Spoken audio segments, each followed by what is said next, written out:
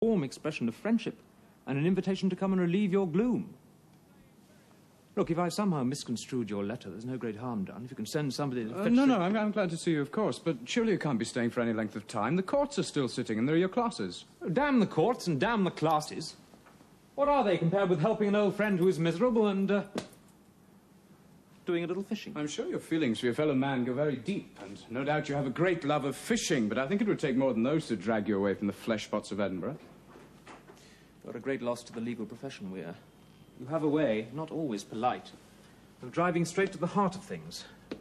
I confess there were two factors operating which caused me to leave Edinburgh. The one, as I have said, was the pull exercised by your presence here. The other was more in the nature of a push. I had just furnished myself with what promised to be a rather good law library when, for reasons best known to himself, my father cut off my allowance. This and some losses on the turf obliged me to sell my books. As a result, it was imperative I leave Edinburgh. I gather that the books you sold had not been paid for. The bookseller was threatening to take out a warrant for my arrest. That being the case, I found your invitation irresistible.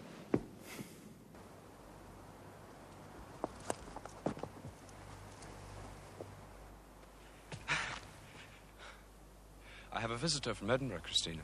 Oh, Archie, it's not your father. Of course it's not my father.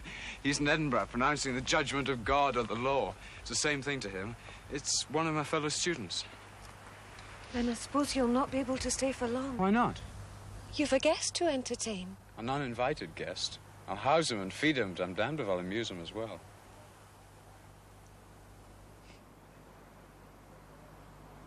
I will see you in the evening. Meanwhile, my house is yours. Am I supposed to do till then? The young master is off early. Seems he won't be back till evening. I wonder what you'll find to do till then, Mistress Kirsty. I suppose it'll be business, Mr. Innes. I can't imagine what kind of business.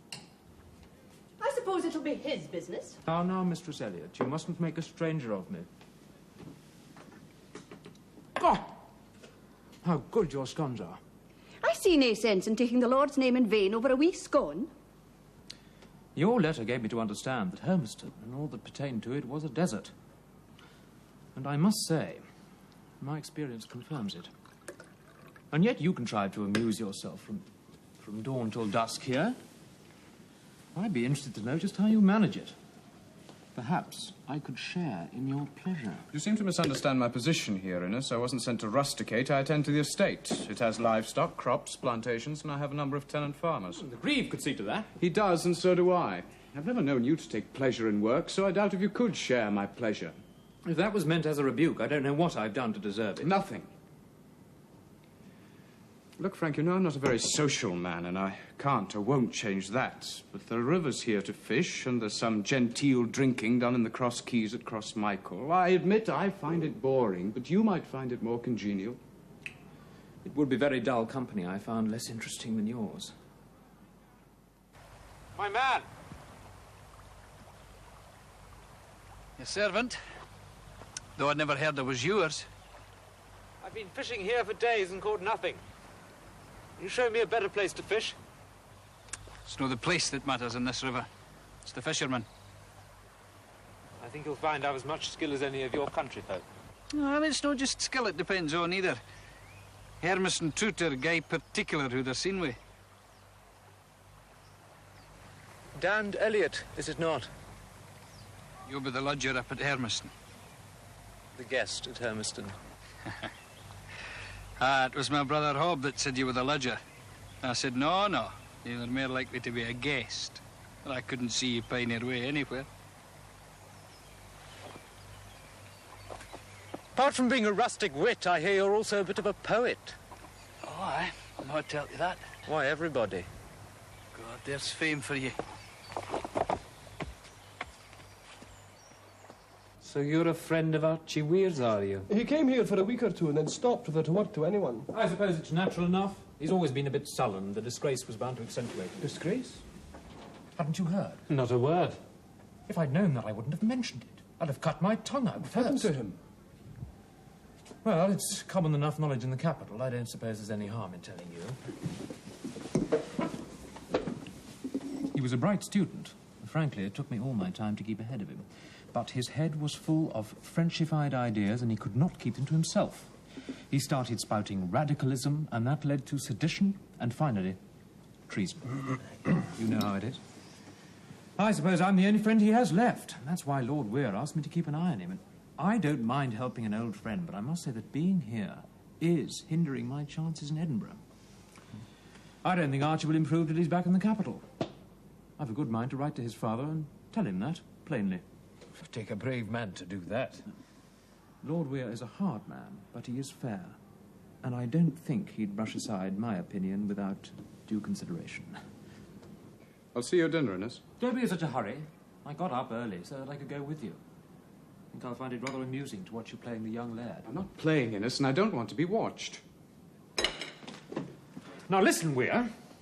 I fished the same boring rivers and nodded to the same boring bumpkins ever since I came here. The change will be good for me. I mean, where are your manners as a host? Where are your manners as a guest?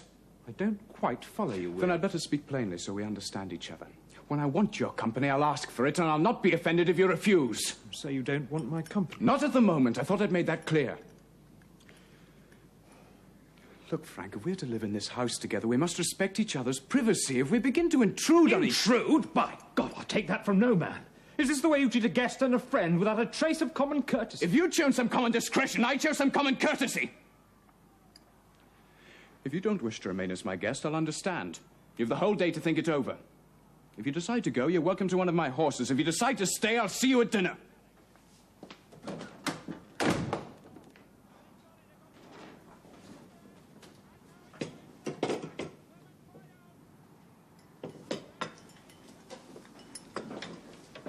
How long have you been here?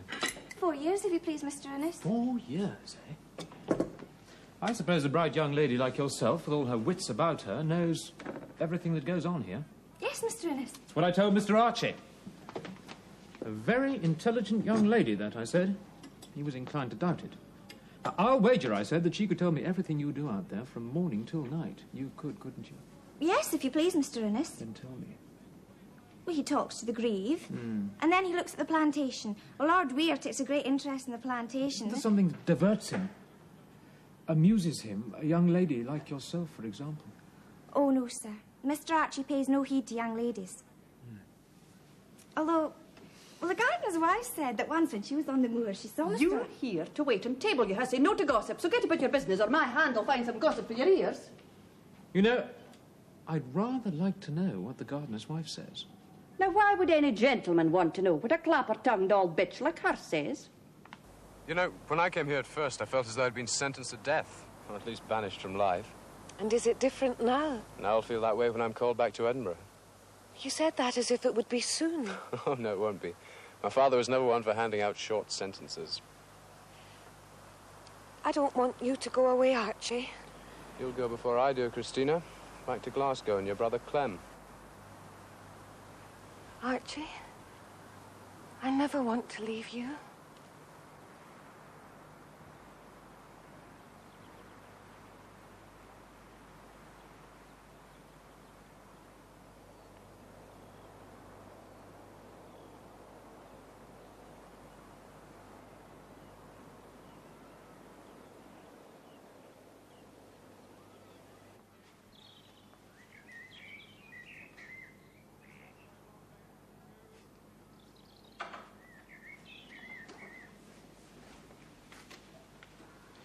Now that is a very attractive milkmaid. Who? The one you are looking after.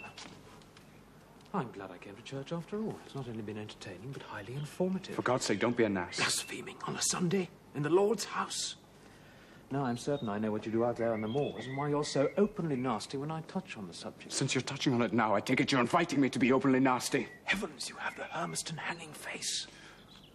Your grieve tells me that from the look of the hills, we mustn't expect good fishing weather for some time to come.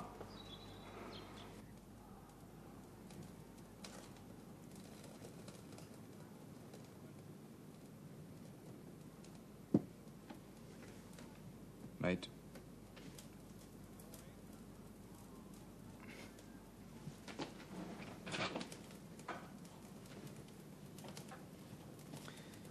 I want you to know, Archie, that in spite of our differences, I have a very deep regard for you. And it is because of that, and only because of that, that I'm returning to a subject that I know to be painful to you. I cannot stand by and watch you splurging head That's the down word my into- father used. He said I was splurging at life. It's good to know that my opinion is supported by the Lord Justice Clerk, but I beg you to think carefully about what you're doing. And what will be the end of all this? The end of what? The end of this affair with the milkmaid. Or, if you prefer it, with Miss Christina Elliot of Colstain Slabs. There is nothing between that young lady and myself that either of us need be ashamed of. Just accept your word. But you are young and she is young, and young blood is notoriously hot. Innes, do you really think that because you've wormed your way into my confidence, that gives you the right to... Come now, I found out for myself. I put two and two together, and soon the whole parish will do the same. I believe her brothers are more like Helliots than Elliots when they're roused. How do you think they'll take it when they find that you've been trifling, however innocently, with her affection? Innes, I am not trifling. Then why the secrecy? Can't you see that there may be something between a man and a woman that is theirs and no one else's? For a limited period, yes, but sooner or later it must either end or become common knowledge. If that happens, there are two courses open to you. To explain to her brothers that your interest, though sincere, is purely limited. Or to present the milkmaid to your papa and ask him to accept her as the future lady of Hermiston. And why should I not do that? She is beautiful. No doubt she has the soul of an angel, but is she a lady? Don't flare up at me again. I'm concerned for your safety and good character. I mean, you came here as the result of a scrape, having promised obedience to your father, and returned to him after a short time with a lady of a different class and ask his permission to marry her. Now, what do you think he'll say to that? I'm not his slave, thank God. True, but you are totally dependent on him for a living. You could marry her without his consent, but could you starve? And could you watch her starving? I'll hear no more of this, Innes. Oh, I have no more to say, but tell me this. Is it clear to you that I am speaking to you as a friend? I believe you think so. But I'll hear no more of it. Now or ever.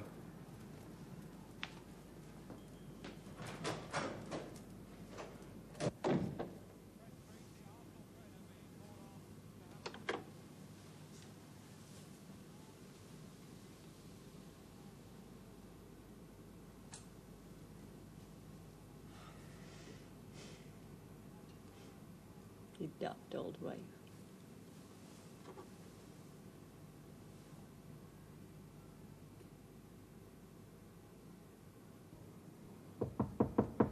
Come in. I heard you come up early. I wondered if anything was the matter. It's hot. God knows I'm not sleepy. Come in. It's a long time since we'd a talk. No, since yon tippling puggy downstairs came. He's my friend, Kirsty. Oh, yon's no man's friend, Mr. Archie. Nor woman's either. Oh, I feel so alone, Kirsty. I know how it feels. I've been alone since your mother died and your father took you to Edinburgh. And now I'm getting old. But I'm no ugly yet. You never will be, Kirsty. Oh, I'm getting old. All I can see in front of me is as empty as the moors in winter. But I'm still young here. Oh, I wasn't made to be alone and old. I should have been married and had bairns. With long golden hair if they'd been lassies, and black hair like your own if they'd been menfolk. You would have made some man very happy, Kirsty. I did once. Then you should have married him. My father didn't hold with him.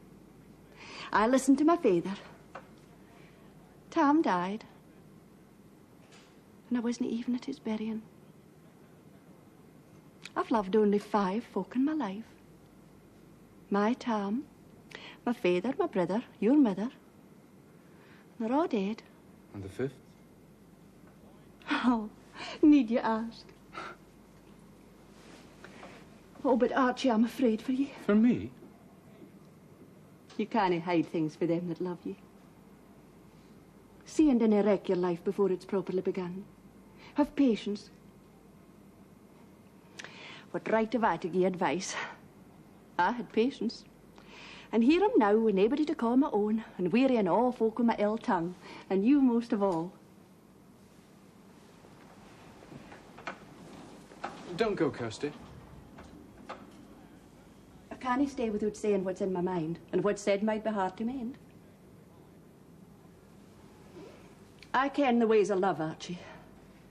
It drives a woman to forget the world and heaven and hell if she can please her man. You know about us too? You've been seen. And the weavers ken and the deal's hags. It's where I used to meet my town. There's a weird in that place for yours and mine. Oh, Archie, there's no good can come of it for you. But my heart sickens at the thought of the harm that might come to her. Kirsty, I've done her no harm, and no harm shall come to her while I live. That's gay easy to say, Archie. Aye, and to believe if you can lie to yourself. But you ask yourself what it is you most want to do, and if you can deny yourself forever.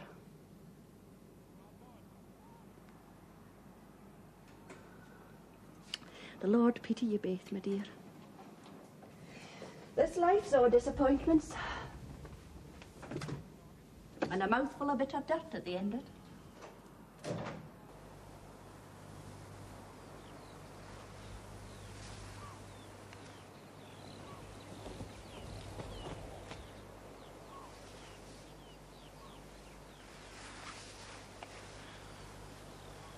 What is it, Archie? What's the matter? We have to talk very seriously about the future, Christine.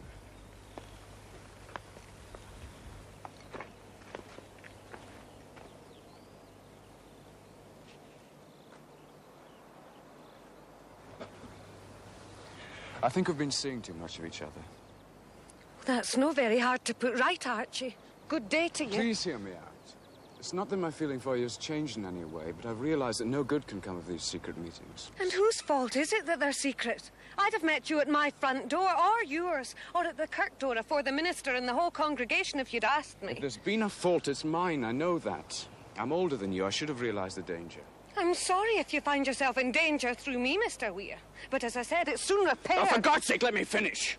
I was speaking of the danger to you. People have begun to talk. And what kind of love is it that goes round like a whirligig at folks talking? I haven't changed. I've realized that we haven't been wise. I never tried to be wise. I thought it better just to be happy. And who's talking? People who wished us well. Who? Your aunt, for one. Her! A bitter, thrawn old maid that's been fomenting trouble since before I was born. What do I care for her? There were others. Who else? Does it matter who else? The important thing is that people have noticed and are talking. If it's me they're talking about, it matters to me who's talking. Who was it? Frank Innes. And what did he say? Oh, but at Hermiston is free to pass an opinion on me, but I'm never to know what it is. Is that the way of it? I'll be wishing you good day. Christina. My name is Miss Christina Elliot, I'd have you ken. If I can't get love, I'll get respect, Mr. Weir. I'm come of decent folks and I'll hae respect. What have I done to you that you should likely me? What have I done? What have I done?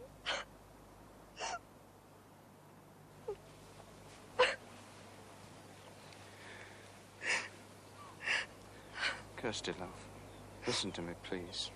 We can't go on like this forever. There must be no scandal for your sake, for our sake, for my father's sake. Oh, but he here speaks of your father. It makes me shudder in my blood. I feel as though we've been walking here, thinking we were alone, and all the time we've been watched by a terrible old man with a hanging face. I know that's how men see him. That's how I've seen him myself. But there's something buried within him which I'll reach out and touch one day. Till then, we must be careful. But what's he to do with us, Archie? I'm a half-trained lawyer with nothing else I can turn my hand to. It's only because I'm his son I've a roof over my head. It's only because his son I'm not in jail. How can I ask you to marry me when I've nothing to offer you? Marry me? Archie, would you marry me? With us, it has to be that or nothing. I'm afraid if it depends on Lord Weir, it'll be nothing. If I can prove to him there's some sense in me, then he might let me finish my studies. Then, if we must, we could lead our own lives. That's why we must avoid scandal, to protect our future. Will we stop seeing each other, then? I couldn't do that. But we must see less of each other. When will I see you? Day after tomorrow. Are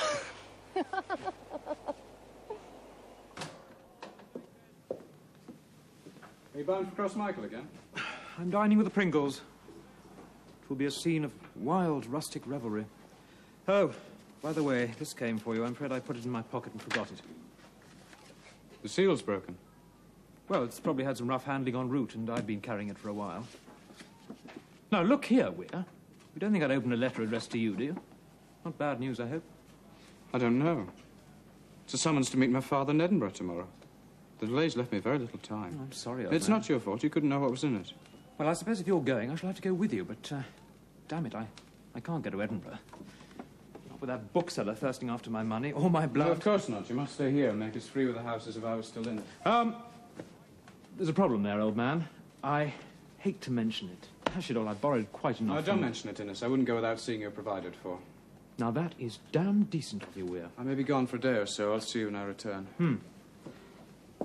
And I hope whatever it is your father wants, he hasn't heard of... Kirsty, my father sent for me. Oh, Could he have heard about Christina and me?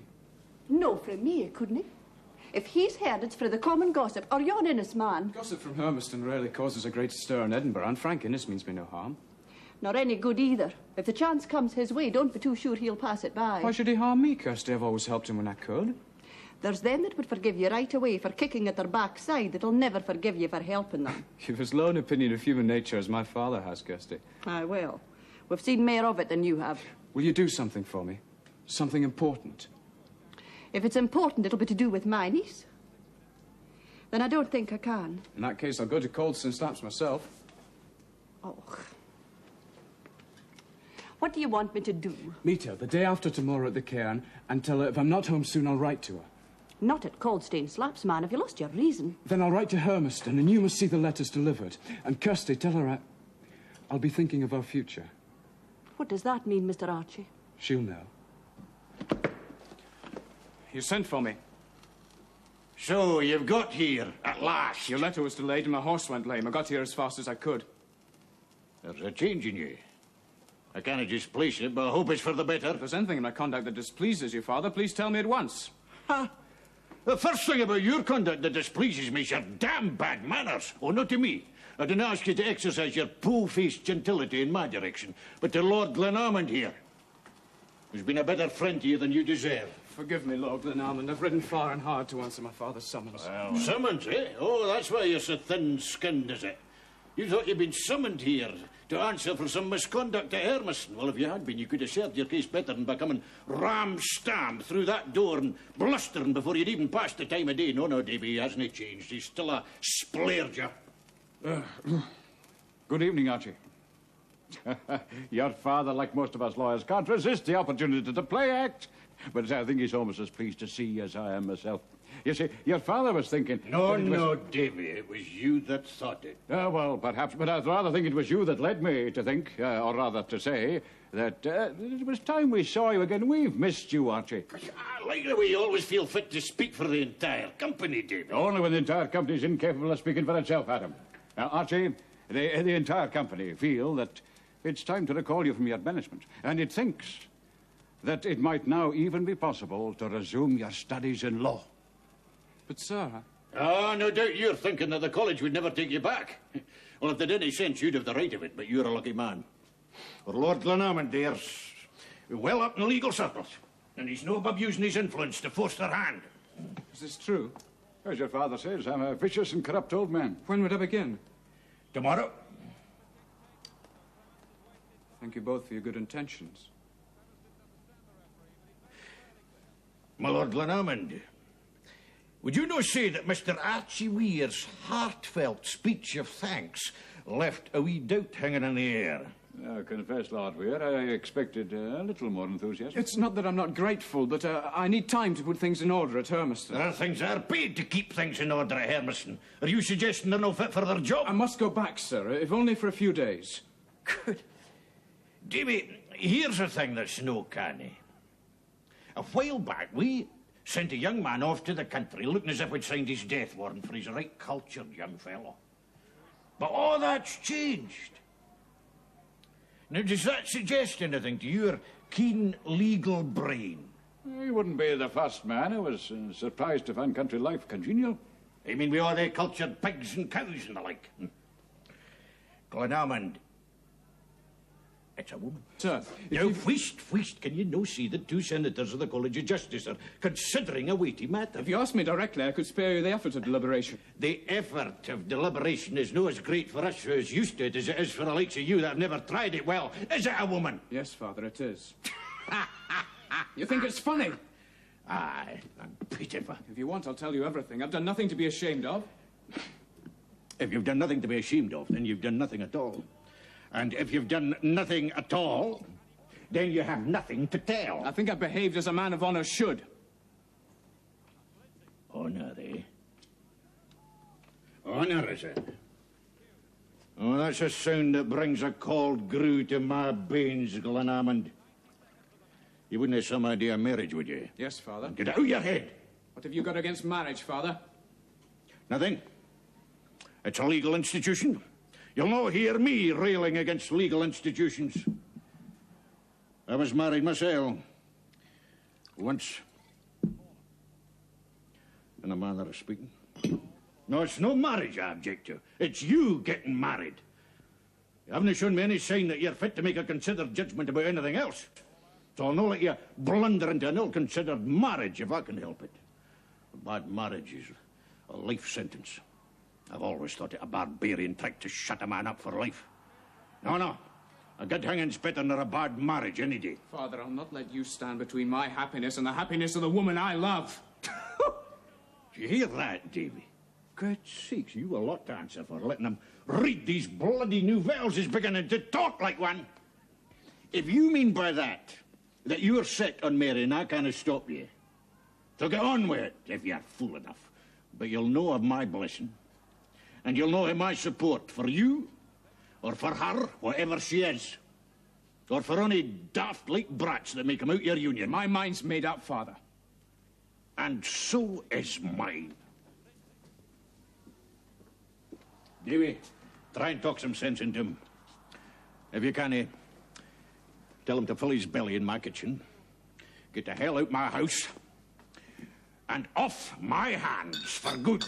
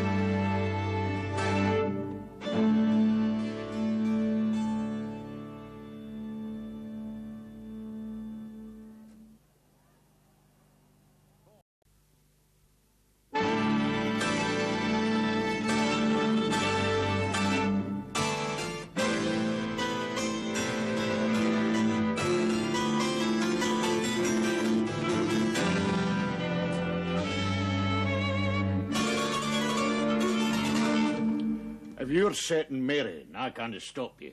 So go on with it if you're fool enough. But you'll know him my blessing, and you'll know him my support for you, or for her, whatever she is, or for any daft like brats that come out of the union. My mind's made up, Father. And so is mine. Davy, try and talk some sense into him. If you can, tell him to fill his belly in my kitchen, get the hell out of my house, and off my hands for good.